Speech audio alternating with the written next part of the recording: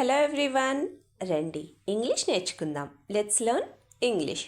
Friends, నేను చేసే videos కనుక మీకు నచ్చినట్టయితే వీడియోని లైక్ చేసి ఛానల్ని సబ్స్క్రైబ్ చేసుకోండి. మీరు చేసే ఒక్క లైక్ మరికొంతమంది దగ్గరికి నా వీడియోని రీచ్ అయ్యేటట్టు చేస్తుంది. అలానే మీరు చేసే ఒక్క సబ్స్క్రిప్షన్ నన్ను ఒక స్టెప్ ముందుకు వెళ్ళేటట్టు చేస్తుంది. సో ఫ్రెండ్స్, మర్చిపోకుండా వీడియోని లైక్ చేసి ఛానల్ని సబ్స్క్రైబ్ చేసుకోండి. ప్రీవియస్ వీడియోలో మీకు చూపించిన 2 ఎమోజీస్ని కలిపి చూస్తే వచ్చే కంట్రీ నేమ్ థాయిలాండ్. మరి ఈ వీడియోలో చూపిస్తున్న 2 ఎమోజీస్ని బట్టి కంట్రీ నేమ్ ఏంటో గెస్ చేసి కింద కామెంట్ సెక్షన్లో కామెంట్ చేసి చెప్పండి. ఈ వీడియోలో మనం యాంగర్ రిలేటెడ్ సెంటెన్సెస్ అంటే కోపం అనే పదం యూస్ చేసుకుని మనం వాడే కొన్ని తెలుగు సెంటెన్సెస్ని ఇంగ్లీష్లో ఎలా చెప్పాలో ఈ వీడియోలో చూద్దాం. First sentence of this video, ఆమె నాతో సరిగ్గా మాట్లాడడం లేదు. ఈ సెంటెన్స్ని మనం ఇంగ్లీష్లో ఎలా చెప్పాలి అంటే she is not talking to me properly. She is not talking to me properly అంటే ఆమె నాతో సరిగ్గా మాట్లాడడం లేదు అని అర్థం. మరి ఈ సెంటెన్స్కి సంబంధించిన 2 ఎగ్జాంపుల్ సెంటెన్సెస్ ఇప్పుడు చూద్దాం. First one, earlier she use to talk to me very well but now she is not talking properly. Earlier she use to talk to me very well but now she is not talking properly అంటే ఇదివరకు తను నాతో చాలా మంచిగా మాట్లాడేది కానీ ఇప్పుడు మాట్లాడడం లేదు అని అర్థం. Second example, I don't understand what happen to her all of sudden. I don't understand what happen to her all of sudden అంటే సడన్గా తనకి ఏమైందో నాకు అర్థం కావడం లేదు అని అర్థం. నెక్స్ట్ వన్, నేను ఈ మధ్య బాగా అరుస్తున్నాను. ఈ సెంటెన్స్ని మనం ఇంగ్లీష్లో ఎలా చెప్పాలి అంటే I have been shouting a lot lately. I have been shouting a lot lately. Lately అంటే ఈ మధ్య. So I have been shouting a lot lately అంటే నేను ఈ మధ్య బాగా అరుస్తున్నాను అని అర్థం. మరి ఈ సెంటెన్స్కి సంబంధించిన 2 ఎగ్జాంపుల్ సెంటెన్సెస్ ఇప్పుడు చూద్దాం. First one, lately I have not been in a good mood అంటే ఈ మధ్య నా మూడ్ అస్సలు బాగుంటలేదు అని అర్థం. Second example, he yelled at me for such a small thing and it hurts me a lot. He yelled me, yelled అంటే అరవడం.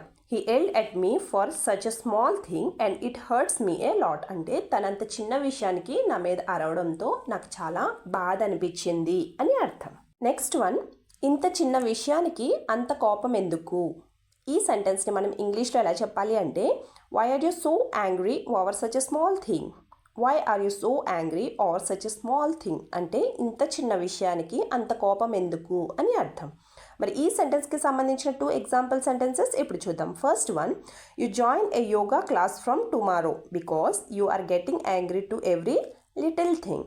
You join a yoga class from tomorrow because you are getting angry to every small thing అంటే నువ్వు రేపటి నుంచి యోగా క్లాస్లో join అవ్వు ఎందుకంటే నీకు ప్రతి చిన్న విషయానికి కోపం వస్తుంది అని అర్థం. Second example, I get angry as well as cry అంటే నాకు కోపం వచ్చినప్పుడు ఏడుపు కూడా వస్తుంది అని అర్థం. లేదా కోపంతో పాటు ఏడుపు కూడా వస్తుంది అని అర్థం. నెక్స్ట్ వన్, నువ్వు అరవడం ఆపేస్తే మంచిది. ఈ సెంటెన్స్ని మనం ఇంగ్లీష్లో ఎలా చెప్పాలి అంటే it is better for you if you stop yelling. It is better for you if you stop yelling అంటే నువ్వు అరవడం ఆపేస్తే మంచిది అని అర్థం.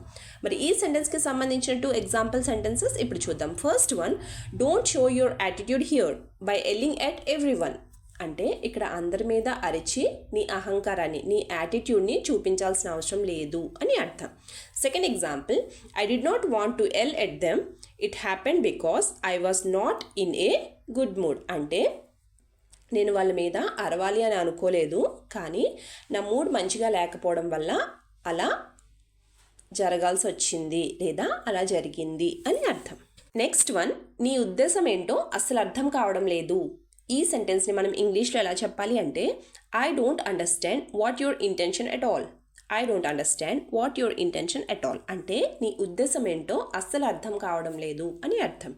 ఈ సెంటెన్స్కి సంబంధించిన 2 ఎగ్జాంపుల్ సెంటెన్సెస్ ఇప్పుడు చూద్దాం. First one, she tells me one thing but she has something else on her mind అంటే తను నాతో ఒక విషయం చెప్తుంది కానీ తన మనసులో తన మైండ్లో వేరే విషయం ఉంటుంది అని అర్థం. Second example, I said what I want to say directly to her face అంటే నేనేం చెప్పాలనుకున్నానో నేను తన మొహం మీద చెప్పేశాను అని అర్థం. నెక్స్ట్ వన్, ఆమె నన్ను కొట్టడానికి వచ్చింది. ఈ సెంటెన్స్ని మనం ఇంగ్లీష్లో ఎలా చెప్పాలి అంటే she came to beat me. She came to beat me అంటే ఆమె నన్ను కొట్టడానికి వచ్చింది అని అర్థం.